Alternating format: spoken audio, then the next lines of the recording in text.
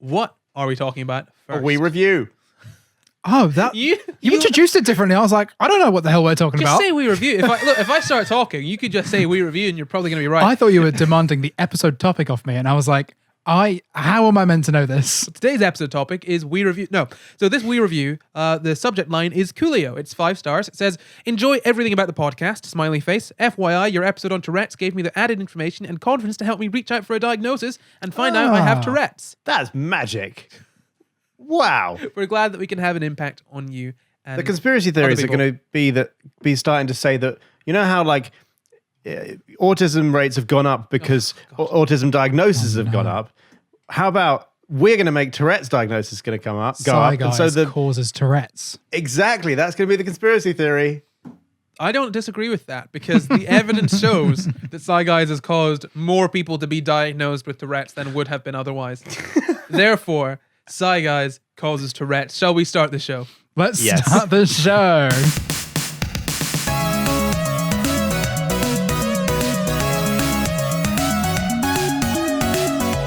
Hello and welcome to the SCI GUYS, the show where we talk about the crazy, weird, and wonderful stories from the science world. I'm Corey, and as always, I'm joined by my co-hosts, Jamp and Luke Cutforth. Hi. Well, hello there.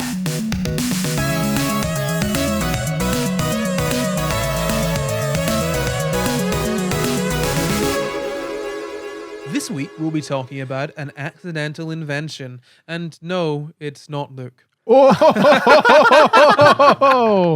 So What was accidentally invented? Lots of things. Apart from Luke. Lots of things. But so this week we're going to be talking about microwaves, the little thing that lives in your house that doesn't live, that cooks all your food for you in record time. First off, why don't we ask, how do microwaves work? They make microwaves. You put the food in, you type the time that you want it to go for, and then you hit go. It goes for that time, and then when you open it up and take the food out, the food is hot. So what you're doing is describing what happens with a mic. That's how it works. You don't understand. There's nothing deeper. That's how it works. Maybe if I had to make it like there's little hamsters on a wheel at the back of the microwave, and then they conduct heat. Is that what turns the microwave thing around? It's just a hamster. There's one hamster for the heat, and there's one hamster for the little lazy Susan. I feel bad for the hamster that's doing the heat, because that hamster's going to have to work, Yeah, overtime in comparison to the one that's just turning this little plate. No, so that is what No, hold on, wait, no, I need to be clear. The initial thing you said about putting food into a microwave, using the time and it coming out hot, that is what happens with microwaves. Thank you. Hamster thing, nonsense. But no, look, you are right. Microwaves heat food, surprisingly enough, by microwaves, obviously. But what are microwaves? Do you guys know? Waves, and they're micro. Okay, so they're a form of electromagnetic radiation. Is that wrong? That's true. That is correct. I mean, my answer was going to be a metal box. You put food in. He's talking about the waves now, Jan, not the box. Yes, to cook your food, a microwave uses a metal box that you put food in. It's just microwaves all the way down. You got there first. No, so they're a form of electromagnetic radiation or electromagnetic waves. Try and mess this one up. Do you guys know what electromagnetic radiation is? I don't. Does anyone know exactly what electromagnetic wave radiation is? Does anyone know? God, Jesus. No, I mean... I mean, what is it really? Why did I even say try and mess this one up? Because of course, Look, do you know what this is? Does anyone know? Does anyone really know? What is the true nature of the universe? Wow, I'm getting right to the point, aren't I? No. So why would you say that? Electromagnetic radiation, in classical physics, it's the flow of energy at the universal speed of light through a free space or through a material medium in the form of electric and magnetic fields that make up electromagnetic waves, such as radio waves, visible light, and gamma rays. Basically, electromagnetic radiation or electromagnetic waves are just photons traveling in waves. That's it. Like light is electromagnetic radiation. Microwaves, X-rays, ultraviolet light. What is it? Infrared radiation. I'm missing a couple of them. I think I can't remember which ones I've said, but all of these are electromagnetic radiation. Now, there's also something along with the sort of photon traveling. There's also like a perpendicular electromagnetic sort of field traveling through it there. We'll get to that later on. It's not super relevant right now. But basically, remember, when you think of electromagnetic waves, just think of what light is, because that's what light is. It's a little photon boy on a roller coaster going up and down. Yes, little photon. Well, a never-ending roller. Well, I can say never-ending. A roller coaster that travels Until it just basically smacks straight into a line. wall. Yeah, And then it ends. And you just bounce off it. or an electron. So, the electromagnetic spectrum you've probably heard of in school. I say that. Yeah, you probably have heard of it in school. You will have had to have heard of it in school. So, it's all of the electromagnetic radiation according to frequency or wavelength. So, from one end to the other. And I say from one end to the other, but it's basically infinite. So, Not from one end. not from one end to the other. I guess from the center, there's no center. Just all of it. If you arrange it in the order of wavelength, Yeah. that's what we call the electromagnetic spectrum. Wavelength or frequency. You can order it by the way. And I should explain what frequency and wavelength are, shouldn't I? Yep. Yep. Yes. Yeah. Would that be helpful? Yes. So- That'd be good. Well, not for us, but probably for someone. Yeah. No. yeah, not for us. I mean, no, not for us. I know what frequency and wavelength. No. So the wavelength is very simple. It's the distance between two consecutive peaks of a wave, or two consecutive troughs. So if you think of a wave as going whoo, like a sort of sine wave, if you Google a sine wave if you're listening, but if you're watching, whoo, whoo, it's the distance between the two peaks. Woo. That's the wavelength. Literally the length of a wave between two peaks or two troughs. Peaks being the top, the highest most part, and the troughs being the bottommost part. Very, very simple. What if they're upside down? Then it's the peak is the trough and the trough is the peak. They're identical. What was doing a roly-poly. And then that's That's constantly thank you, changing. Jem, Then for it's not a bringing wave. an intellectual discussion in. That's very good. Oh, and you're bringing in the intellectual discussion as well, Luke. Is that No, right? I was actually commending him. I thought that was a brilliant contribution. So the frequency is the number of waves that form in a given length of time. So you've heard of frequency before. You've probably heard of it in terms of hertz. We use that for sound because sound also travels in waves. And bear in mind, a lot of different things travel in waves, as in, water, like waves of water are waves, sound waves are waves, and electromagnetic radiation travels in waves. So the frequency, as I've said, is just the number of waves in a given period of time. So as the wavelength goes down, the frequency goes up. Which is if you're talking about sound, it's the pitch. Yeah, It's like exactly. Because electromagnetic radiation travels at a set speed in a vacuum, that's the speed of light. For the frequency to increase, the number of waves per second to increase, the basically width or the length of the waves need to decrease. So high frequency means sort of very, very small wavelength, and vice versa. Low frequency means large wavelength. Yeah. We got that? Yeah. Yeah. And so higher frequency waves carry more energy than lower frequency waves. So a longer wavelength means less energy than a shorter wavelength. Yeah. These are all important things to remember. Yes. Just in general in life, it's very useful to know. So, that's frequency and that's wavelength. You guys have got that, yeah? Yes. Now, I mentioned some different types of radiation, of electromagnetic waves, the different sort of parts of the electromagnetic spectrum. Now, I'm going to not look at my notes here, and I'm going to try and list them from memory. Ooh, here we go. And actually, before I do that, what I will tell you is the way that I thought of remembering it in school. Okay? So, gay X-Men use vibrators in my rectum. There we go. You learned that at school. No, I made it up in school. No one, a teacher. Could you imagine his like physics teacher? A teacher did not teach us that. A teacher taught us something. A teacher taught us something so unmemorable that I could not remember it. Good. We've got But a of simple course- acronym for you to remember. Yes, gay X-Men use vibrators in my rectum. Now, gay X-Men use vibrators in my rectum. I've said that enough times for it to be clipped. So I will move on. Gay. It's so you've got gamma radiation, then X-rays. And then ultraviolet radiation, and then visible light, and then you've got infrared radiation. Yeah. Then you got my rectum. Rectum radiation. Microwaves, and then radio waves. Yep. Right. And so, you've heard of some of these before. You've definitely heard of ultraviolet light. That's the sort of invisible sort of light that comes from the sun and gives you all those nasty sunburns. Yes. You've heard of X-rays. Those are what they use for sort of imaging your bones. I think we've spoken about those before. And you've heard of visible light because you've seen it. That's what we see. That's what you're never seeing. heard of it actually, but I do see it. You've never heard of it. Very good. Never heard of it. Very good. Okay. So, and infrared is basically how, infrared cameras are how we measure heat.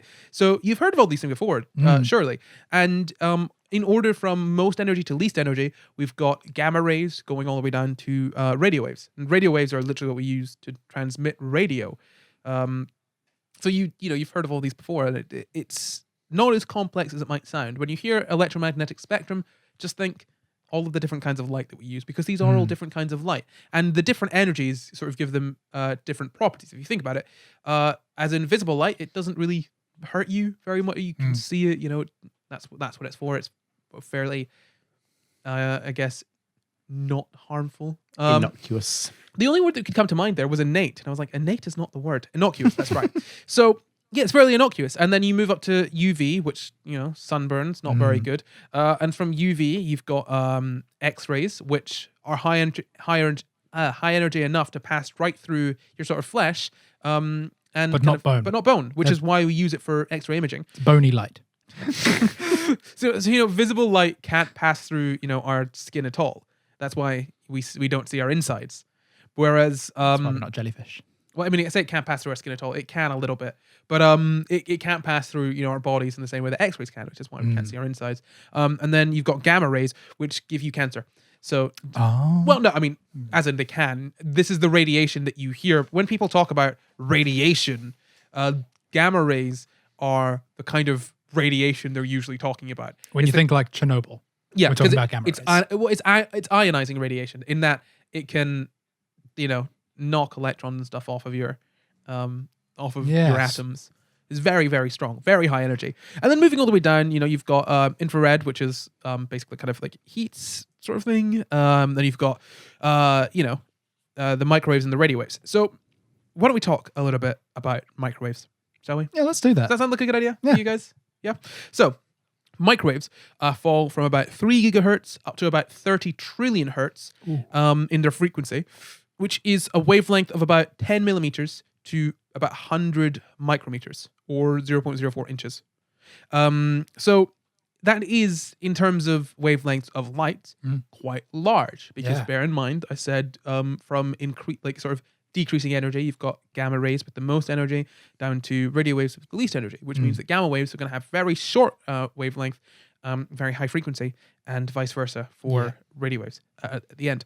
So microwaves, I've got a relatively large wavelength and a relatively sort of low frequency. So microwaves are used for lots of different things. Used for high bandwidth communications, apparently. Radar as well. That's what radar was. And I suppose still is. I guess we still use radar. And we use it as a heat source for...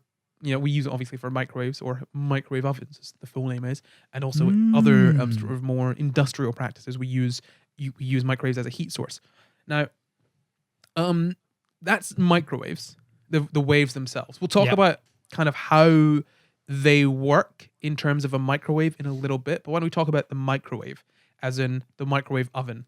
Now, I just realized the metal box. Yes, I've just realized how confusing. Like how confusing this is going to be, because they're both called microwaves. So I'll start saying microwave oven when I'm talking about the thing in your house that makes the food hotter, and when I'm talking about the electromagnetic radiation, I'll just say microwaves. I dropped my microwave on my toe. Good Lord, this is so frustrating. Depending on which definition, that could either be very painful, or you wouldn't even notice it and it will bounce off your skin. Yeah. I mean, I'd rather not be hit by either, to be perfectly honest with you. Well, you're being hit by microwaves right now, Corey. Yeah, but... Ow. So, do you guys know what is inside a microwave? No, Food. no.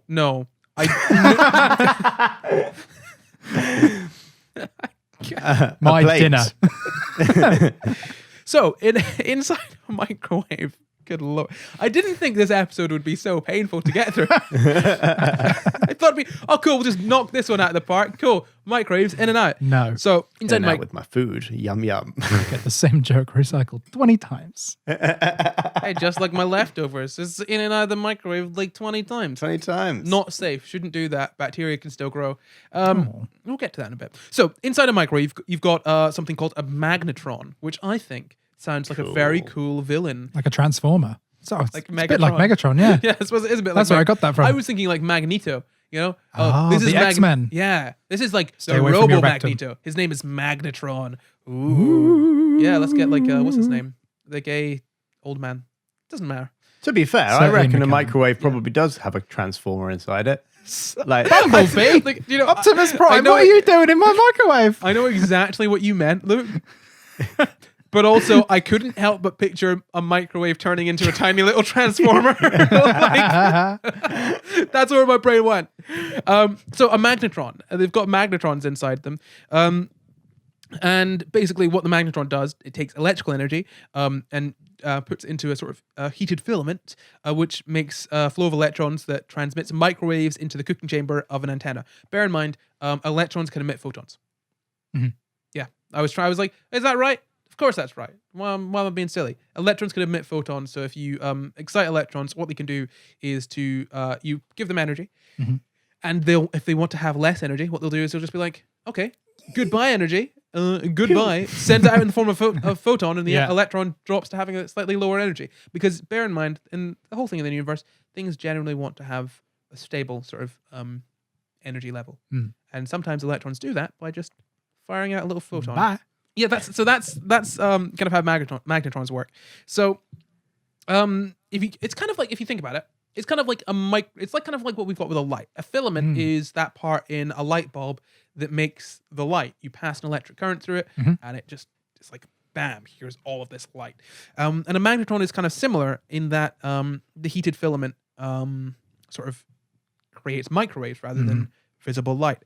So a magnetron is kind of similar to like a sort of a cathode ray electron tube, which is the kind of thing that you might have learned about this in school as well. It's the thing that makes the picture in old TVs. It's what makes those work. Oh, yeah. Yeah. Essentially, what old TVs do is they fire a beam of electrons at a screen, which is cool. We'll not get into that, but a magnetron is kind of similar to that. So the magnetron's inside the microwave. Okay, it makes it sort of like it excites the filament so that it emits photons of microwaves, and those microwaves bounce around in the chamber and they cook the food through radiation heating. Basically, they just excite the molecules within an object, and what that means is basically if a photon like hits something, or is absorbed by something, that sort of little bundle of energy can be absorbed by whatever it hits, and it can excite it, make it shake, give it more energy, which is like more heat, which heats something up. Yeah, does that make sense to you guys? Yeah. Is that adding up? So basically, the way that microwaves tend to work, I say microwaves tend to work. The way that microwaves work is it's kind of interesting because so normal ovens work by just making basically a hot room. You've got a tiny little hot room that makes things hot. Little sauna. Yeah, by having like hot air, and that heats things from basically the outside in. And people say that microwaves heat things from the inside out, but that's not necessarily true. How microwaves work is, oh my god, I've forgotten I'm supposed to be saying microwave oven. Do you know what? Look, if I forget to say People are going to be so microwave, confused now. if I forget to say microwave and microwave oven, just use your powers of deduction to figure out which one I'm talking about, because it's probably going to be somewhat obvious. So that's how microwave ovens work. By firing microwaves at something, and those microwaves basically excite water, sugars, and fats within the food. And yeah, so microwaves can only travel so far. Like I said, they're not very high energy, and what we know already from slightly earlier in this is that things with lower energy can't penetrate quite as much, which is why visible light can't really pass through us very well. I mean, we kind of can, if you hold your thumb up to a You light, can put your torch behind your thumb and Yeah. see the light come through. exactly, you can see it. So your skin is kind of translucent, is the word. So light can kind of get through it, but it doesn't just pass through it super easily. And microwaves can travel kind of far into an object to heat it up, but not too far, which means that, you want things to be in a microwave to be kind of evenly of an even thickness. Otherwise, you've got some parts that are burnt and some parts that are stone cold. Yeah. And that's why that can happen, by the way, because you're not heating things evenly, like in an oven, really. You're heating things just by firing things, like firing microwaves that make them hot. Like, that's what you're doing. You're just, Yeah. exactly. So, essentially, what happens is the microwaves are absorbed by the food or the water, fats, sugars in the food, and that makes them move, gives them the shakes, which is heat, which we want for our food. And the really interesting thing is that they're not absorbed by things like plastics, glass, or ceramics. Usually, most plastics they're not absorbed by. And obviously, as we know, metal can reflect microwaves, which is why you don't ever want to put metal in a just don't do it. Yes. Don't put metal. I'll get more exactly. It goes sparky and electrical and explodes. Okay, right. So I'll get more into why you shouldn't put metal in a microwave later, but just know now, first off, do not put metal in a microwave because Don't it's do a it. bad idea. As we said, microwaves bounce around inside the microwave chamber and cook the object. And metal reflects it, and plastic, glass, and ceramics tend to not absorb microwaves. And microwaves ovens work by basically causing molecules that have that are polar or two opposing poles to spin quite quickly. And that's the thing. Water, you might not know this, water is polar, which is why when you've got a glass of water that's filled very much like entirely to the top, you've got this thing called kind of like a meniscus. There's a sort of lip where you can fill the water more than the glass can take. Yeah. Because the sort of surface tension of the water holds it all holds it in. together. Yeah, a and little dome. that's due to the water being polar, which means it really kind of likes to stick to itself. Essentially, it's got a little bit of a sort of force holding itself together, and yeah. So polar molecules like water, and sorry, I should probably say the reason that water is polar is because you've got it's H2O, you've got H2O, you've got an oxygen molecule in the middle and two hydrogens sort of like this. So it's kind of like, if you're listening, just Google it, but it's kind of like almost an arrowhead formation. And if you're watching, it's like kind of like you've got an oxygen here and then two hydrogens there. So like there and there and there and there. And that's the thing. So water is polar because you've got one side of it has got two hydrogens on it, which means it's just a little bit more, one side is a little bit more negative than the other side. Yeah. So When you say polar, you mean like a tiny little magnet, right? oh, polar like a magnet. Sorry. Yes, that's something that I need to explain. I forgot. Sorry. Yeah, polar like the poles of a magnet, as in one side has a slight positive charge and the other side has a slight negative charge. Tiny bar Right. magnet that you can drink. No. I mean, that is accurate. That is correct, technically. What a lovely glass of pole magnets I'm having this morning. Refreshing. Pushed on my cereal. So basically, because molecules like water are polar, they want to align with a magnetic field they're subjected to, which you'll see in magnets as well, which is how compasses work. Compasses work by the little compass dial aligning itself with the Earth's magnetic field and pointing north. So it's the same principle here. And so I told you this already, actually. You might not remember. It was slightly earlier. I do remember. Don't Do you worry. remember? Slightly earlier in this My episode. memory cells are So- going. Very good. No. I remember last week. That's too much of a callback. So Yeah. So actually, when you've got a photon traveling as sort of electromagnetic radiation, perpendicular to that, you've got sort of oscillating electromagnetic fields. And perpendicular means kind of like at a right angle to, essentially. Yeah, it's like So they're traveling in the same direction, but one of them is kind of basically lying flat, or one of them's horizontal while the other is vertical, if you think about it that way. yeah. And so there is an oscillating sort of magnetic field along with this. And that oscillating magnetic field causes the sort of polar molecules like water to spin or try and like move back and forth to be like, oh yeah, okay, I want to be this way. Oh no, it's that way now. Oh, it's this way, it's that way, it's this way, it's that way. And then that causes it to like, it's like shaking, it's heating up. Yeah. So that is how it heats up water. A microwave oven heats up water using microwaves. But if you were to put a piece of plastic or glass or ceramic in a microwave, it wouldn't feel hot at all. Right. It wouldn't really feel hot at all because it's the molecules of those sort of those things are not being excited by the microwaves. Ah. Yes, Luke. That's so interesting. I thought, maybe I was taught differently in school, or maybe I just don't remember it properly, but I always thought that microwaves were absorbed by water molecules and that caused them to heat up. See, that's what I thought as well. But this sort of dipole thing. It makes sense, and also it's what I've read. It's what I read in more than one place. So I think there probably could be some absorption, but bear in mind because microwaves are low energy in comparison to sort of light as well. You know, they're lower energy than light. So I don't know. I think it makes sense that it's the primary sort of heating in a microwave oven is this kind of heating.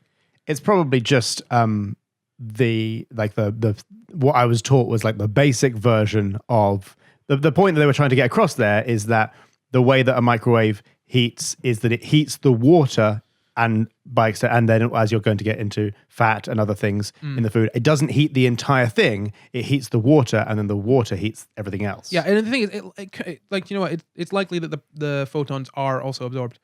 But I think the main contributor to the heat is the oscillation. Fascinating. Yeah. So this is the thing. Wow, that's really cool. And then that's the thing. Otherwise, think about it. If it was going to be absorbed, then why does the air in the microwave not get hotter? Because air isn't polar. So the air, the air molecules aren't heating up. That's why. That's a good point. Because when you like heat your food up and stick your hand in, it's not like a hot sauna. Yeah. It's just when you touch So the plate, does the water in the air heat up at all? I'm guessing it does, but there's just not much water in the air. Yeah, probably not much. Yeah. Right. Yeah. And that's how that works. And bear in mind, the wavelengths of that's insane because I think you probably have to have something that's this is just conjecture based on what I've read. This is not something that is coming straight from science. I'm just saying it probably makes sense that you'd probably need something slightly more altogether. Because bear in mind you could put an ant in a microwave, and because of the wavelength of the microwaves, an ant can be totally fine in a microwave. Because the wavelength of the microwave could be larger than the ant itself. Yeah. Which is cool, right? That's so cute. If you think about that, because I remember, I'll just go back to the wavelength of microwaves there, from 10 millimeters to 100 micrometers. So much longer than an ant sometimes, unless you had a 10 millimeter ant, which they probably do exist. 10 millimeters or 1 centimeter. Yeah, so not all ants are safe in microwaves. If you have a 1 centimeter ant, he might die. We're talking about the air itself not being directly heated, and that's the thing. You can't. The air doesn't get heated, whereas it does in a normal oven. And a lot of the ways that we think of cooking, are a lot of it is to do with the way that normal ovens work, or the way that even frying pans work by heating the outside until it heats the inside. And microwave ovens do this as well, but they don't heat up the air. So that's why you don't necessarily get something nice and crispy, a nice crispy crust if you're putting it in the microwave, because you don't have the air heating up that, heating up the outsides to give it a nice crust. So that's actually why in microwaves, if you want something to be crispy or a particular sort of crust to form on something, usually they'll have like a tiny little metal sheet that you have on it. Kind of like little reflective bits. Oh yeah, some people you can put foil around it or something. Yeah. If you get, I think the Chicago not in the microwave, but the Chicago Town pizzas, I think. Oh really? Yeah, Chicago Town pizzas. I think they've got a little. No, in microwaves, if you put a little sort of metal thing, because it reflects the microwaves, it can heat it up more and make it a little crispy. Disclaimer: don't try this. Try and construct one for yourself. Just if there's one with your packaging and it says not to remove it, that's fine. But don't put foil around your food and put it in the microwave.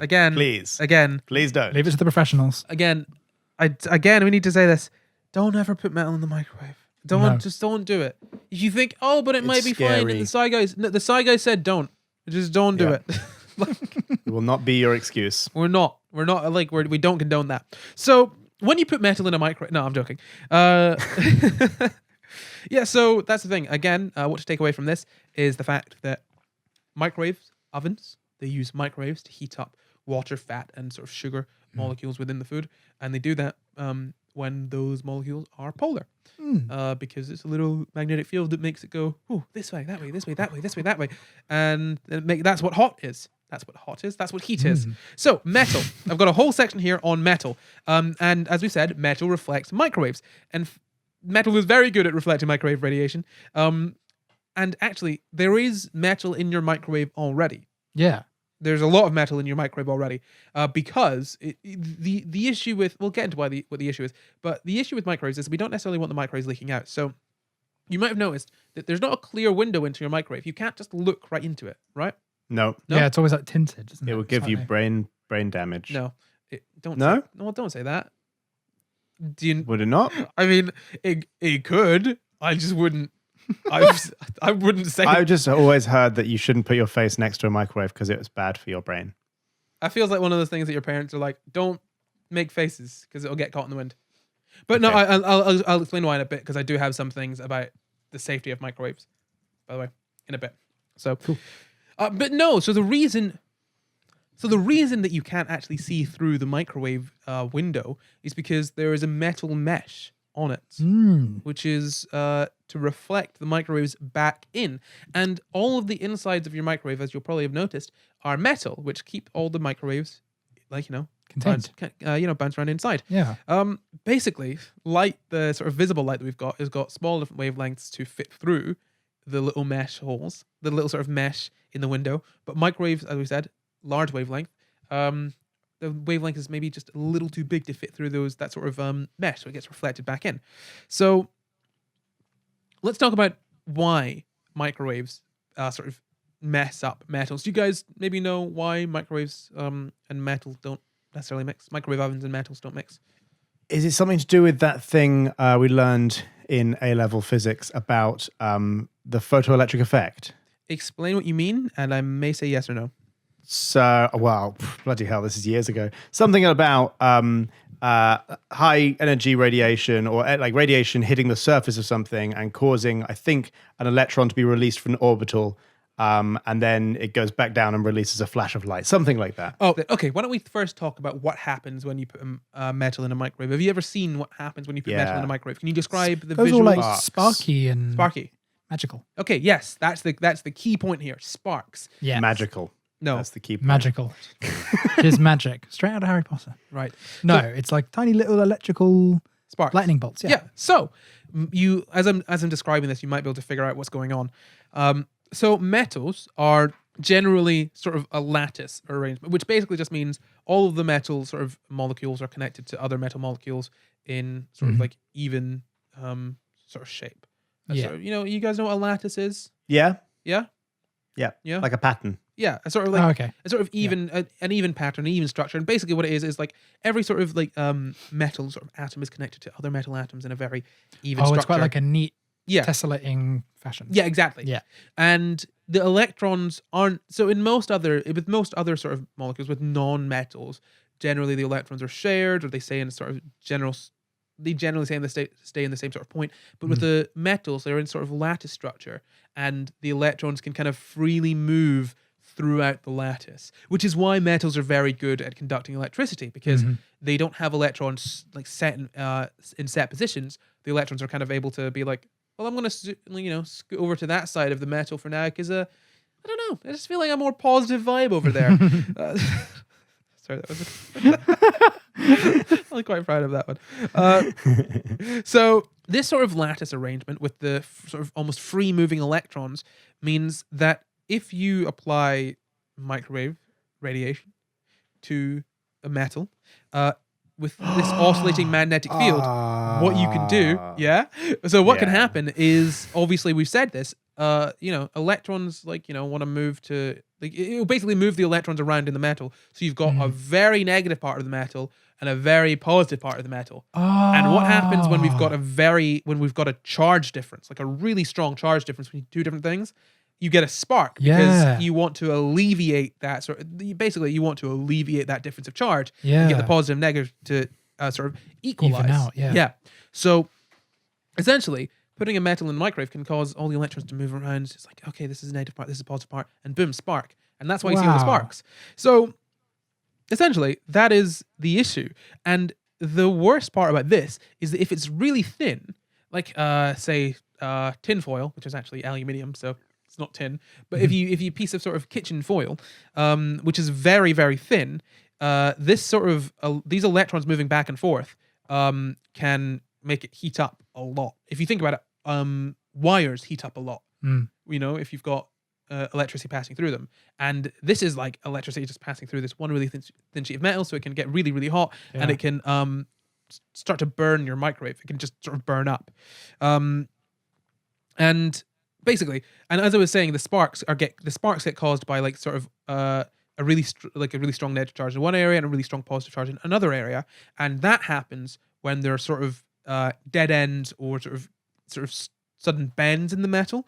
Basically, because the electrons meet up with other electrons and have really strong negative charge in those areas, and then so you've got those basically got negative spots sitting near air causing a spark, and that ionizes air molecules, which is what happens with lightning, and it basically just heats up the microwave, and it can cause it to explode.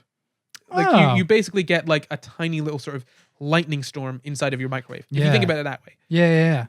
Don't know, that sounds really cool. Don't do it. No, it's not cool. It's not cool. It's dangerous. It's very dangerous. Like, as in, not even for a joke kind of thing. I cannot describe enough how dangerous it is. It's too high risk. Metal in a microwave. Yes. So yeah, like you just do not want to put metal in a microwave because metal basically can reflect microwaves, but also because of the structure of metals, it can cause them to heat up or spark, or just destroy the microwave in general. And so this is the thing. Like I said, metal in a microwave under controlled conditions can be okay, which is why you get the kind of almost reflective things on, say, those Chicago Town deep dish pizzas or whatever. So some sort of some companies will say, oh, this food is better if this bit is crispy, so there's a slight sort of metal part to this. So that's why they do that, because it's incredibly controlled and it's been tested many, many, many, many, many times. But you being like, oh, it'd be cool to just see what happens if I chuck some foil in my microwave. I'll just fool myself, put my phone in there. Yeah, you're going to burn your house down. That's what's going to happen. So, don't do that. But that's why it's dangerous to have metal in a microwave. So those are microwaves. That's how microwaves work. Microwave ovens work, So why don't we actually get to how the microwave was invented? Do you guys want to get to that, maybe? Yeah, go on. Yeah, shall I? It's one of those things where I've never thought about the fact that it was invented at some point. Right? It's like a fridge. Who the hell invented the fridge? We use it like every day. Mr. Fridge. Yes. Mr. Fridge. Obviously. And Mr. Microwave. Yeah. It's really odd that they extended out refrigerator from Mr. Fridge, I actually think that is one of those things where I think it was originally called fridge and then it was extended to refrigerator. I don't quote me on that. There are things like that where you've got a shortened thing that people sometimes extend out. I think lunch to luncheon is one. I can't remember. There was a whole argument on QI about it, but it's not the point. So how was the microwave invented? There was a man named Percy Spencer. So he was born on the 19th of July, 1894, and died September 8th, 1970. So he's born in Maine, in the US. Maine is a state, by the way. Yeah. For anyone listening that doesn't know. No. He was born in Maine in the US. He was orphaned at a young age. And he left school. He didn't graduate from the grammar school that he went to. And he sort of left school and he went to work, I think in the Navy or in the Air Force. I can't see where I've written it, but we'll get to that in a little bit. But he ended up actually being on the board of directors at Raytheon, which was a fairly large company. Sounds like an electronics company. Is it an electronics company? It is an electronics company. Raytheon. And he had over 150 patents during his career. Now, a patent, we've spoken about what a patent is before. Basically, it's a sort of an agreement between everyone that this is my idea, and no one else is allowed to use it until the patent runs out in 4 years, and then everyone's allowed to use it. Yeah, but this is exactly how it works. Lots of money. You could pay me lots of money to use my idea until the patent runs out, at which point everyone is able to use my idea. Basically, I'll tell you what he did. He sort of revolutionized magnetrons, or the production of magnetrons. So in the early 1940s, magnetrons were being made. They could be made at a rate of about 17 a day, which isn't really that quickly. It's not very quick, and we needed them for radar, for the radar technology, for the war. I say we, they, the US. Not us. And they were being made at 17, sort of a rate of 17 a day. And he came up with a new way of making them that was simpler, that was essentially just kind of,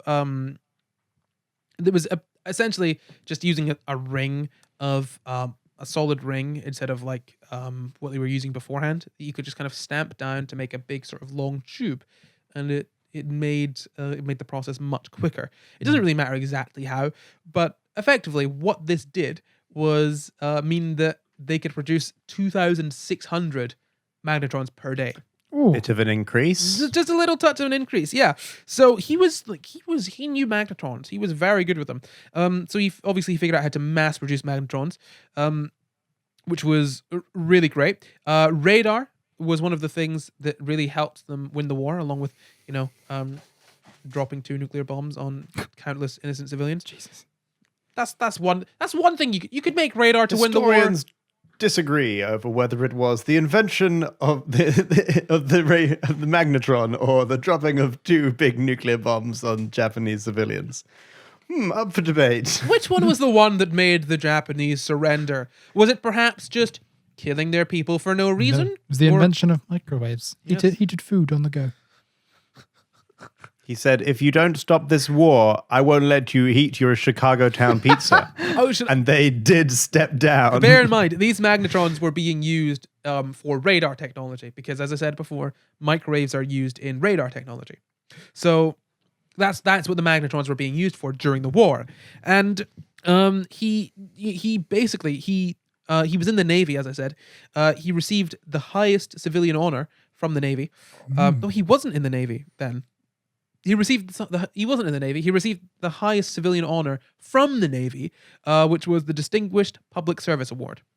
So basically, he was also studying. He was using radio waves. He was studying not radio waves, microwaves. He was using microwaves and studying sort of magnetrons, continuing work on that. And one day, he had a peanut butter candy bar in his pocket. And it began to melt. And this sort of next section is taken from an article that I read, but this is sort of an interview with his grandson. So they say, my grandfather was watching a microwave testing rig, and he realized that a peanut cluster bar in his pocket had started to melt. It got quite warm. And so he put 2 and 2 together, and he decided to get some popcorn. He sent the popcorn in, and it started popping all over the place. The next morning, he brought in an egg. One of the engineers, who was a little disbelieving in terms of a microwave's ability to cook, just as he was looking over it, the egg blew up in his face. Yeah. So the microwaves that he was working with, as in the microwave radiation that he was working with, melted a candy bar in his pocket, a chocolate bar in his pocket. He was like, okay, some popcorn. That popped. Great. Let's just bring in an egg, which it just popped. Exploded. Yeah. Don't put eggs in the microwave, I suppose. No. So the first patent for the microwave was patented on a very important date in 1945, October 8th, which is my birthday. But I wasn't born. Yeah, so I have the same birthday as the microwave. No, A few years earlier. Yeah, well. Yeah. Which one is higher up on famousbirthdays.com? Is it you or the microwave? I am the 25th most famous person with my birthday on Famous Birthdays. Why did you start that sentence like Donald Trump? I am the No, 25th wait. most famous person. No, I'm the 25th most famous web star from Scotland. Never mind. Ah. I don't know why I remember that. But And the microwave is the 26th most famous web star from Scotland. which is So, really well done. weird because it's neither from Scotland nor a web star. But No. that's Famous Birthdays for you. Anyway, so he had basically figured out that microwaves cook food. They do that, Wow. which is great because, it's much quicker than what I we could have told him initially that. had. Well, yeah. I could have. You probably could have, yeah. Yeah. You probably could have told Einstein E = MC² as well. I probably could have, You yeah. would have known what it meant, but you could have told him. Hey, Albert, bro. E equals MC squared. Come here. E equals MC squared. And he was like, "What's E and what's M and what's C?" You figure that out, my friend. That's where Figure you that out for yourself, That's Albert. for I've me given to you know half and the, for you to half find the out, answer. Albert. Bear in mind, he was working for Raytheon at the time, so his patent was under Raytheon, and he didn't actually really own any of those things. So he patented it, as I said, and they made it. They made the radar range, and they launched it. I think about 1947, and it was the first sort of commercial microwave oven. It was about $5,000 at the time, which, in current money, is wow. about $52,000. I Oh, say wow. current money. In 2015 money, it's $52,000. So it's considerably more than that now. How large was this microwave? Oh, it was 750 pounds and about 6 feet tall. So it was for commercial use. It wasn't for the home. No, that's what I said. It was the first commercial microwave oven. It was for restaurants to use, I suppose. Yes. Microwaving Yes. people. No. No. No. It's all enough. Well, there is a scene in the film where they was microwave a kick-ass, person, yeah. and they explode. Yeah. Yeah. Don't do that. Don't do Don't put metal in the don't microwave remember or that. yourself. Don't put metal or man in the microwave. As I said, the radar range was the first commercial microwave, and the issue was that it didn't take off because it was very expensive, and as per the public were scared of it because it's like, oh no, there's radiation in my food. I'm from the 40s. They're trying to microchip us. I can't remember whether this was for the microwave, but there was some kind of home appliance where the invention of it was like generally met with resistance from. It was like a labor saving appliance, and obviously we're talking about history here in which pretty much all the women were expected to sort of run the home, especially in Britain and in many other countries. And there was some kind of labor saving appliance where basically, I remember now. It vibrator. was the invention of the home, so the ready-made cake mix. Now, this is relevant, I promise. So when cake mix was brought out, there was like a large amount of resistance because supposedly, again, maybe I've read some information that was sort of slightly skewed or was biased here, but basically the suggestion was that women didn't feel like they were doing like their like homemaking duty if it was too easy. And so the inventors of this cake mix made it so that you had to add your own egg. And then suddenly there was loads of sales of it because people could be like, oh, well, I did add the egg, so I made the cake. I just find that fascinating. And I wonder if things like the microwave or things like, I don't know, a washing machine were met with the same kind of resistance because people had this feeling like they wouldn't be doing their duty or something. And I think they were just scared of the microwave radiation. That's Yeah. which they're not scared of in cake mix. No. Well, depends who's making the cake mix. But no, to be fair, with cake mix, that does make sense because all of the dry ingredients are boring. Cracking the eggs, when you crack an egg, you feel like a chef, you know? Skill. Oh, this is the thing. Here's the thing. Come in close. Okay. Just everyone, just come in close. Okay. You don't need eggs for baking at all. No, you really don't. All eggs What? serve to do is bind things together. You can use other things to bind things. Like avocados. You can use flax seeds mixed with water. Chia You can use seeds. cornstarch. You can use almost anything that isn't an egg because eggs don't offer any flavor for cakes. They just bind ingredients together. What the flip? It just frustrates me when people don't know I say it frustrates me. People don't know the chemistry of their cooking, and as soon as you do, Yeah. you realize how pointless many things are.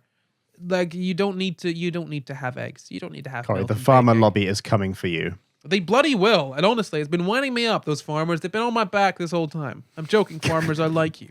No, when I went vegan, I was like, I'm going to have to give up cakes and stuff now because I've got eggs in and there's no other way to make cakes. Yeah. Because no one teaches you the science of how to make a cake. It's not taught. But we're not talking about the science of making cakes. We're talking about the science of microwave ovens. So, the microwave was about the size of a fridge. Wow. A big fridge, and a big heavy fridge at that. Except it was the exact opposite of a fridge in that it made things hot. So, The anti-fridge. anti-fra.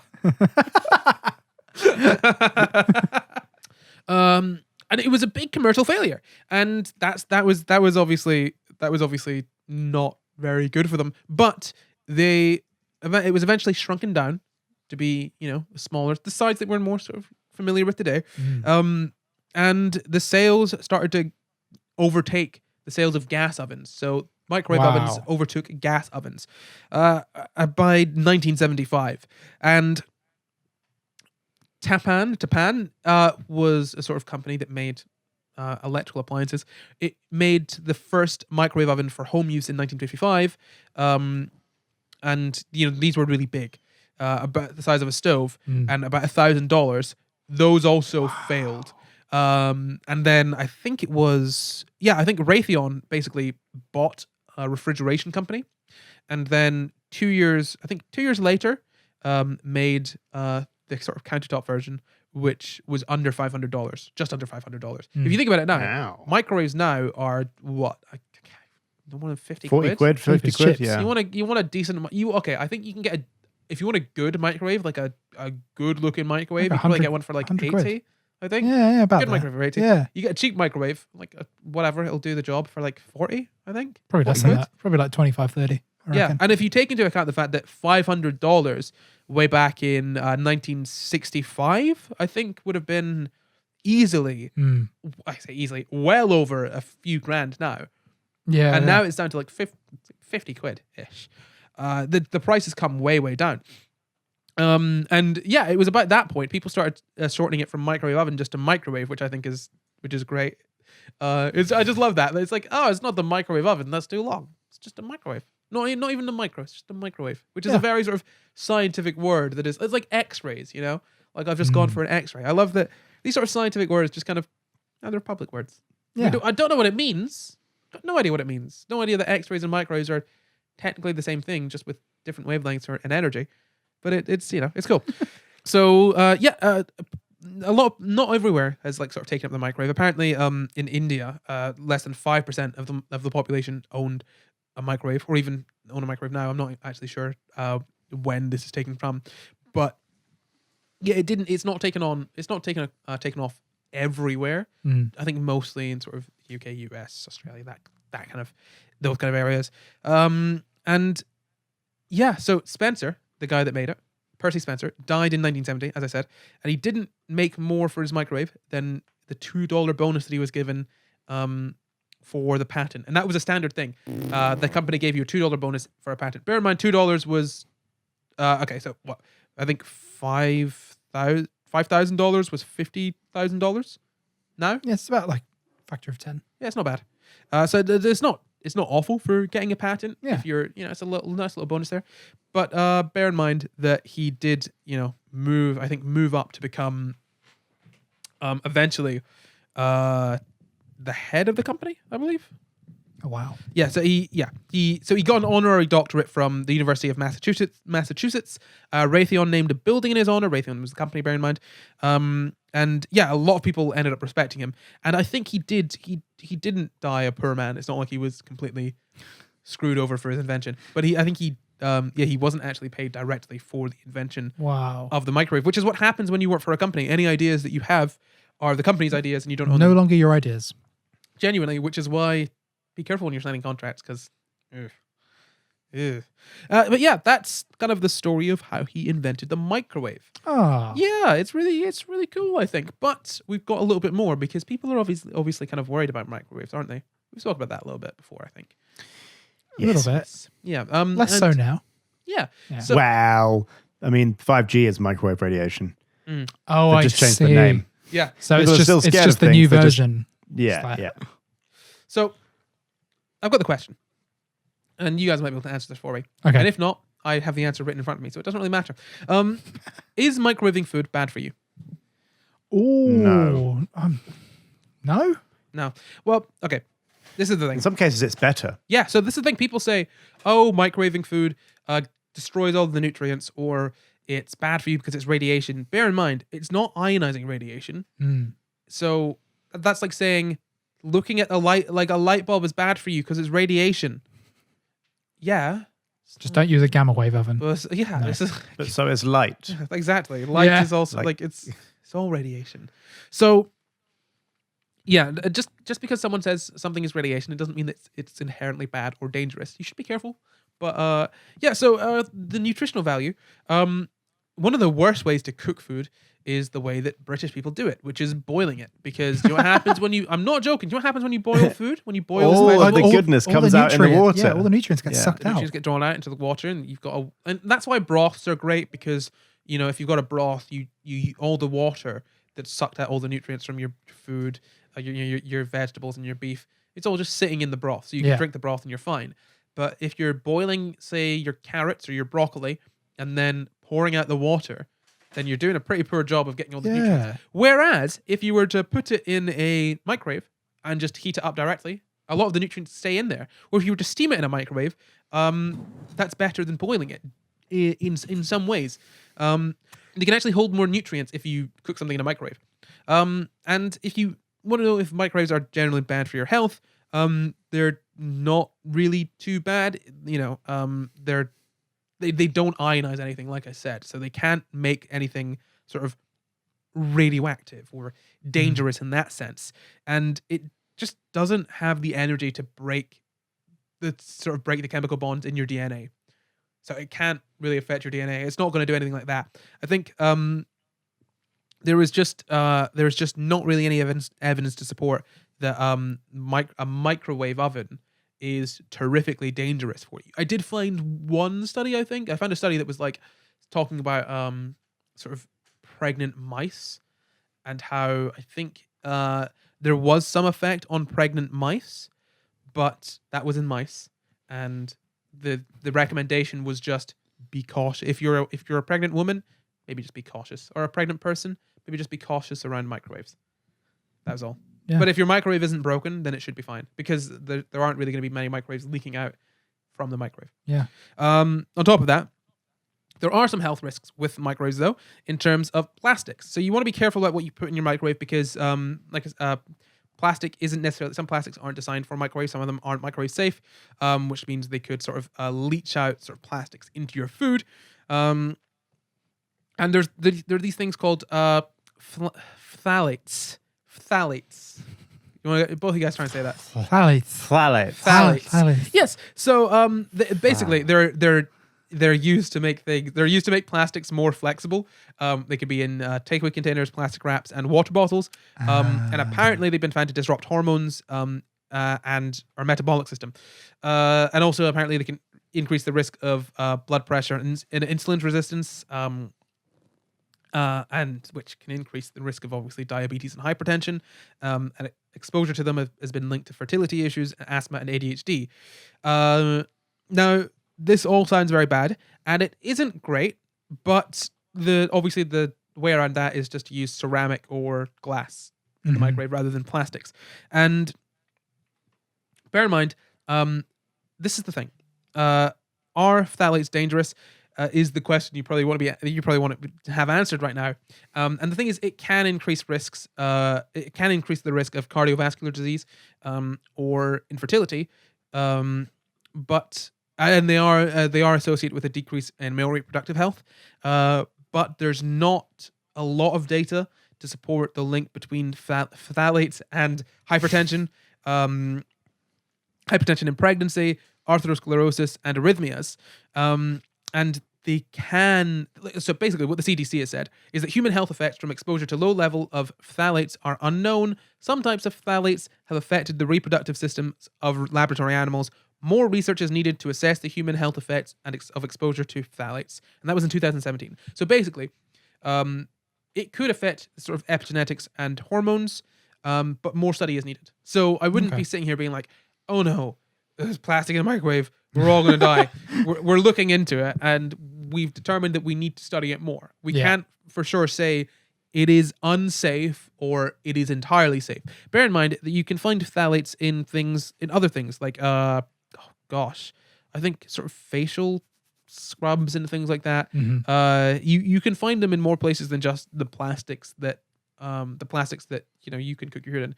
But bear in mind, if you're really worried about this, you can still use a microwave. Just use ceramic or glass containers instead of a plastic one, and that could be just a plate. Yeah.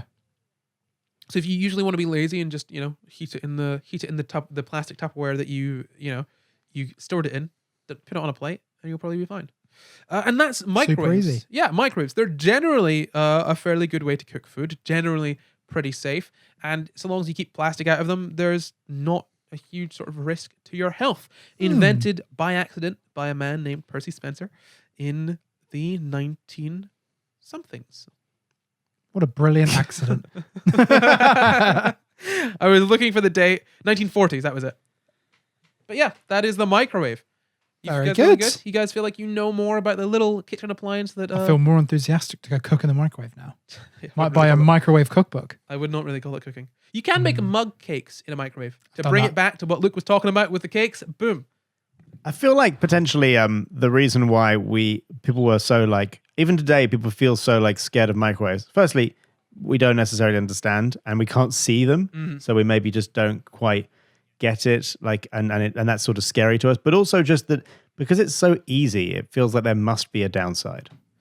Yeah. Whereas I've learned that, for example, things like, we've been like looking it up and stuff in the past, like things like cooking vegetables in the microwave sometimes retains more of the nutrients than any other type of cooking because not only are you not leaching it out via the water, you're also exposing it to heat for the shortest possible amount of time. Yeah. Because you microwave it for like a few minutes rather Yeah. than like 10 minutes, say. So yeah, it's really interesting. The one thing to note is that you can have quite extreme heats in a microwave, which can affect it. So it's which you're absolutely right. It's not perfect, but it's pretty good. And ultimately, they're fairly safe. They're and when I say fairly safe, bear in mind, I can't 100% definitively say microwaves are absolutely safe and no one will ever be harmed by a microwave. But they're fairly safe. You're gonna be fine, using your microwave, and you're gonna be fine, probably taking that vaccine that we were speaking about. Yeah. I do find that people are scared of things that they don't understand, and that is probably one thing that scientists should be getting better at. Yeah. Which is explaining what it is that they're talking about. Because you can't just I am guilty of it a lot. Like even earlier on today when I was talking about what was the word that I used? Polar. Even like through sort of explanations like that, where my whole job right now is to explain things to you guys in a way that is easy to understand. Sometimes it's very easy for the people that have studied science to forget what they need to explain and what they don't need to explain. Mm-hmm. And scientists, I find, often just think, it doesn't really matter. But I think the public understanding of science is one of the most important things in the world, really. Yeah. Because if they don't understand it, it can cause fear and panic and chaos. So do better at explaining things, scientists, I think. Thank you. Please, scientists. Before we finish up the show, though, there are a couple different uses for microwaves that I saw that I thought was quite interesting. One of them was cleaning dentures. There was a study on it. They said that you still have to clean the person's mouth, so it's probably better just to not use a microwave to Their clean mouth in the dentures. microwave. No. Yeah, they disinfect, don't they, microwaves? Yeah, they do. And speaking Wow. of that, they disinfect spices as well. You can disinfect dry spices by just knocking them with a microwave. Wow. Kill Melting chocolate? any funguses and that. Yeah. Good use So- of a microwave. Yeah, that's some other uses for our microwave. But that is the show. Before we finish, though, I do want to let you guys know that we still have some calendars left. Just a few. Oh, a couple, yeah. Just a few. Like very, Minimal. very little. And you can get them right now at the link that is in the description. And if you want to get a sneaky little discount on those calendars, a sneaky little 10% discount on those SCI GUYS calendars that are exclusive, one of a kind, limited edition calendars, you can go to patreon.com/SCI GUYS, where if you sign up for being a patron, you can get a 10% discount. Isn't that nice? That is so lovely. It's very lovely. Yeah. So nice of us. Little round of applause for us for doing that. Yeah, there we go. Helping people track the days. I'm not going to applaud us. Where would you be without us? Well, Luke, I was applauding you, so it's very rude. No, but if you want to track every single day of next year, I say every single day. I really hope I included them all. I feel like I missed one out. No, it's not a leap year. It's not a leap year. Okay, good. This year was the leap year. So if you want to track every single day of next year and have us be there with you, you can do that with our new calendars. 10% discount if you're a patron, don't forget that. But that is the show. You guys want to say anything else? Ding. Bing.